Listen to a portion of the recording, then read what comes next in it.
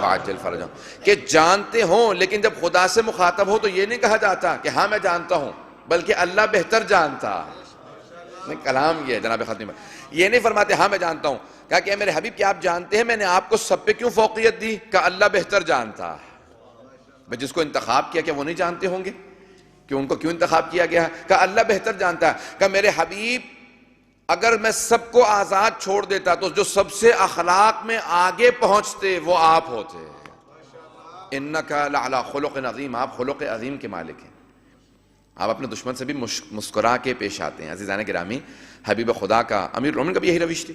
آپ کے دشمن سب سے بڑا جو اعتراض کرتے تھے حضرت علیہ السلام پہ، وہ یہ کہتے تھے یا علی آپ میں سب خوبیاں ہیں لیکن آپ میں بس ایک برائی معاذ اللہ، یعنی ان کے حساب سے برائی تھی. کہ آپ ہمیشہ مسکراتے رہتے ہیں. میدان جنگ میں سب بھاگ رہے ہوتے ہیں اور آپ مسکرا رہے ہوتے ہیں. بڑی گھمسان کی جنگ ہو رہی ہوتی ہے، آپ مسکرا رہے ہوتے ہیں. یا علی بڑے سے بڑے مصائب آ جاتے ہیں، آپ ہمیشہ مسکراتے نظر آتے ہیں. آپ نے فرمایا کہ مومن کا کرب اس کے دل میں ہوتا ہے، چہرے پہ مسکراہٹ ہوتی ہے. عزیزان گرامی، کہا کہ فوقیت دینا تو صرف اللہ کے لیے، محمد مصطفیٰ کے لیے اور ان کی آل کے لیے. کہا کہ اگر غم کا اظہار کرنا ہو تو صرف ان کے لیے غم کا اظہار کرنا، اپنے غم کو چھپا کے رکھنا. جس کے لیے خود 8ویں امام نے بھی فرمایا نا کہ ان کنت باکین علی شیء فابکی للحسین، کہ اگر کبھی رونا بھی آ رہا ہو نا اپنے حال پہ تو اپنے حال پہ کبھی مت رونا، حسین ابن علی پہ گریا کرنا.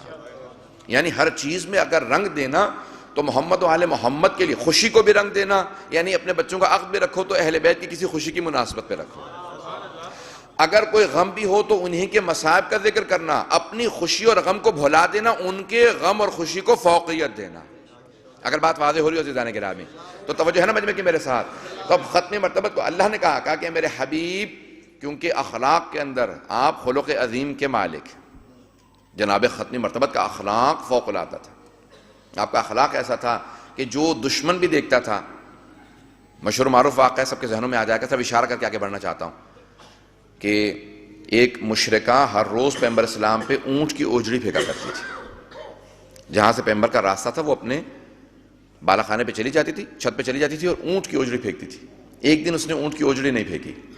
آپ نے دروازے پہ دستک دی، پوچھا کیا بات ہے آج تم نے، وہ جو جسارت کرتی تھی ہر روز گستاخی کرتی تھی، آج تم نے گستاخی نہیں کی. کہا آج میں بہت بیمار ہوں. کہا اگر کہو تو طبیب کو بلا دوں، اگر کہو تو میں باہر سے کھانا لا دوں، جو کہو. کہا کہ یہ آپ تو پہچان نہیں پائے، میں وہ جو اوجڑی پھینکا کرتی تھی. پیغمبر نے کہا پہچاننے کے بعد کہہ رہا ہوں، وہ تیرا عمل تھا، یہ میرا عمل. وہ تیرا کردار تھا، یہ میرا کردار تھا. عزیزان گرامی، کون کہتا ہے اسلام تلوار سے پھیلا؟ اسلام پیغمبر اسلام کے اہل بیت کے اخلاق سے پھیلا.